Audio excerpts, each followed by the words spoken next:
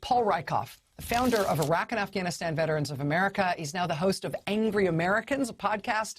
Paul, thanks very much for joining us this evening. It's good to see you, my friend. I'm really glad you're able to be here. Good to see you, my friend. Thank you for all your leadership.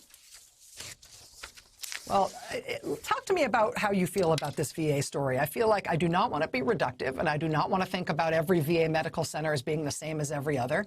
I know that state-run veterans' homes are having different challenges than VA medical facilities, but it strikes me as nuts and increasingly actually just weird that the VA is maintaining this public front that everything's fine, they don't have any shortages, they've got no problems. Well, it's dangerous and potentially devastating. Here's the big picture. We now know we're a nation at war against the virus. We're a globe against the virus.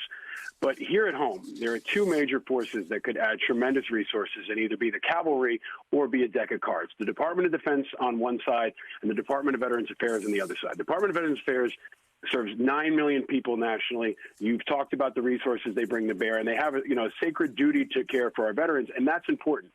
But this time, it's much bigger than that. They are the nation's backstop. So every time I've come on your show for over 10 years, we've talked about VA problems, we've talked about data issues, and it's always affected mostly veterans. Now, it affects you. It affects everyone. Because if your hospital overflows, the VA is tasked nationally to be there to control that overflow. So they haven't been clear, they've been slow, they haven't been transparent, and the bottom line is the VA is not ready. Department of Defense, I would argue, is not ready either.